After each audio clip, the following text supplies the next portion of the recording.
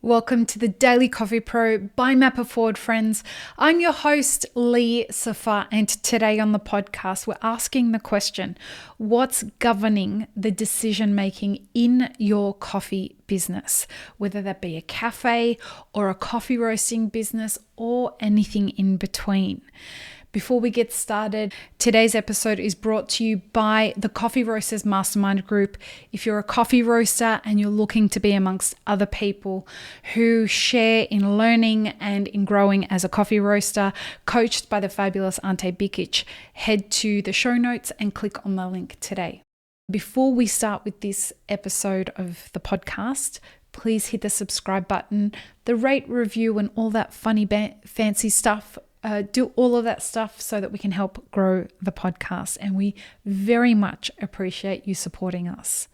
So if we start looking at this, who's making the decisions in your business and what's managing what are the factors that determine how you manage and make decisions in your business? Now, a lot of this came from a podcast. A lot of what stimulated this thinking came from a podcast that I listened to recently, and we'll include links in the show notes. But it's a podcast that's put out by Accenture, and it was talking about future-proofing your business, and it was talking about what's governing the decision-making. Now, Milton Friedman is an economist who said that in free markets, your shareholders are the ones that determine. You having to serve your shareholders is what determines how you make decisions. And, a lot could be said for that. In a free market, especially in the culture that we live in, we define value as how much money you make as a business. I would argue that in today's society, a lot of that is shifting. What's happening is that in an economy where labor is in great shortage, inflation is very real and not transitory, like the Fed seemed to think it would get away with stating for quite some time. Our supply chain is being challenged, and we're in the middle of a pandemic also.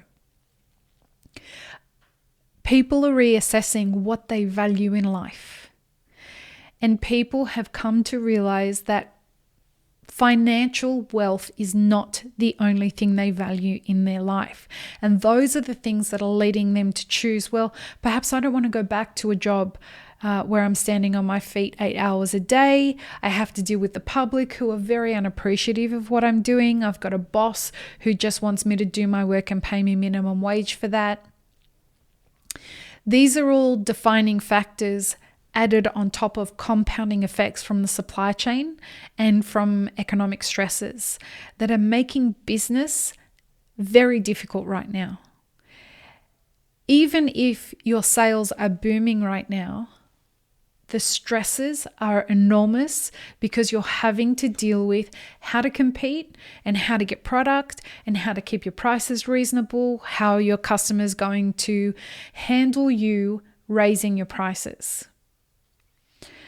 We now live in a world where people want to know what your climate solution is as a business. How are you contributing to reducing your carbon footprint? People want to know what your diversity strategy is. People want to know, where do you support the supply chain? How are you supporting the supply chain? Are you being a responsible actor or responsible participant in the value chain that you operate in?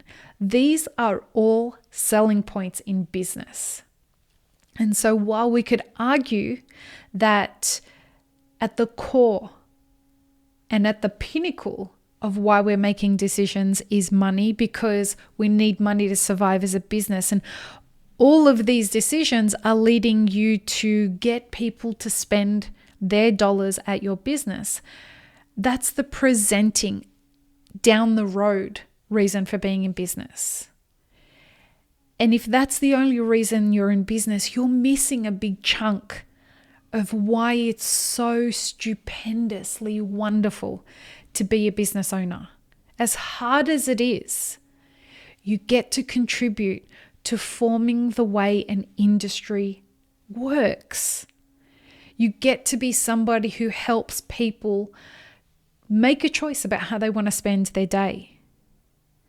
And so if the way that you choose to participate in that isn't governing the way that you're making decisions, and if you're not considering that it should be a part of how you govern decision making in your business, I'm afraid that the shelf life of your business is going to be significantly shortened.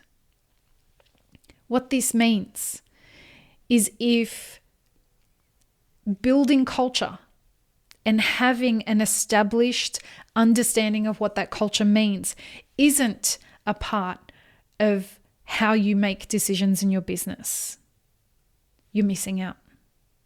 And people are not going to want to come and work for you.